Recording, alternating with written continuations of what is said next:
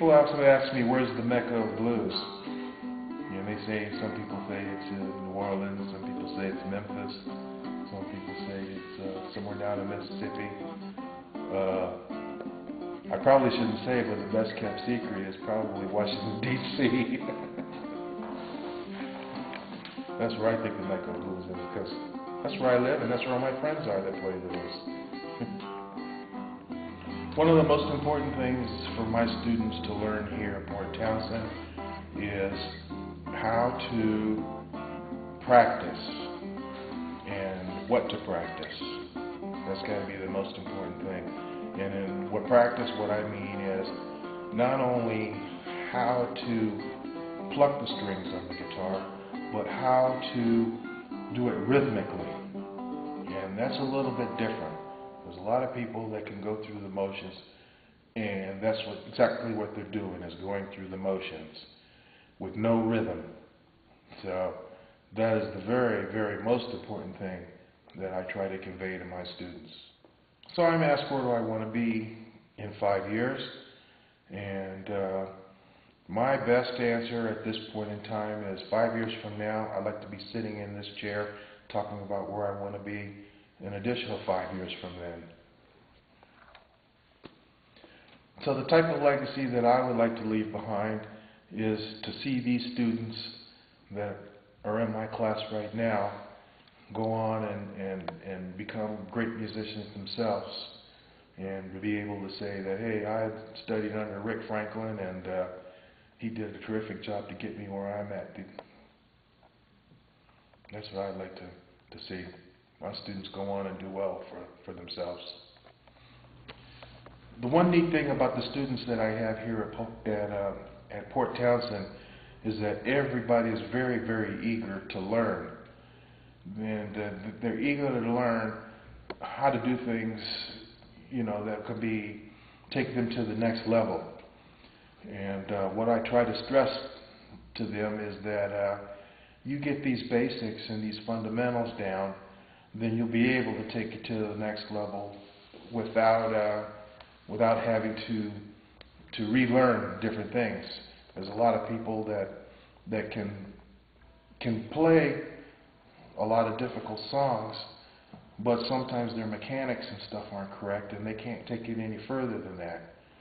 This particular class that I have, I've got some people that are been playing a long time, but they've developed some of these habits that can't take them to the next level. And so those students are finding that they have to rethink and retrain themselves to play a different style and do different things differently. And then I've got some students that haven't really developed any bad habits like that yet, and so they're learning things for the first time.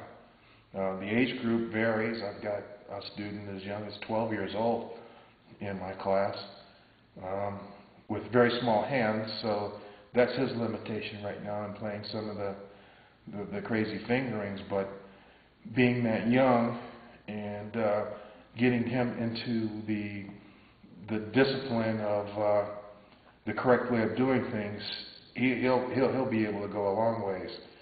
And then I've got some young teenage kids that never really had anything to focus on, and now I'm finding out that they've got something to concentrate on and help them out, help them get to the next level and get some interest out of them. So it's a great mixture of young and old that I have in my class, and they're very dedicated. I mean, there's so many different classes going on here that they could attend other classes, but the majority of the class has been with me since day one, which is really cool. I really enjoy that. That's it about my students. It's a great bunch. So the question is, what do I like on my tombstone? Well, I like my name for one, and probably, you know, when I was born and when they put me down, and maybe a nice little symbol of a resophonic guitar or any kind of guitar would be fine. That'd be fine for me. So if I could go back 30 years, what advice would I give myself? And I guess my advice that I'd give myself is don't doubt what you're doing. You're on the right path. Keep on going. So in this modern day era, of iPods and smartphones, I'm often asked what's on my phone, and I use my phone as an iPod. I can transfer music onto it, and I have about 100 and some different classic blues recordings, some of which I've demonstrated already. I got some Bo Carter, I've got some Georgia Tom Dorsey, I got Mississippi John Hurt, a lot of acoustic blues. Half of my music collection is acoustic blues, and the other half that I have on my iPod is funk music. And that involves Morris Day and the Time. We got Prince on there. We got George Clinton and Parliament Funkadelic, and I got Luther Vandross on there. Some classic soul. Al Green is on there. I've got let's see, Sade. I got some jazz, light jazz on there. So it's a wide variety of stuff that I have on my smartphone. All right, well, we're going to wrap things up here. Once again, my name is Rick Franklin, and I'm here in beautiful Port Townsend at the Centrum Blues Week and Festival. If you'd like to know more about me, you can go to my webpage, which is www.hokum, H-O-K-U-M, blues, all one word, .com. And if you're interested in my music, you can find me on cdbaby.com. And I also have a MySpace page. You can find me up there. Some rascal took the name Rick Franklin already, so I go by Frank Ricklin for my MySpace page. And I'm looking forward to seeing everybody back here again next year. And you take care, and I'll talk to you later. Bye now.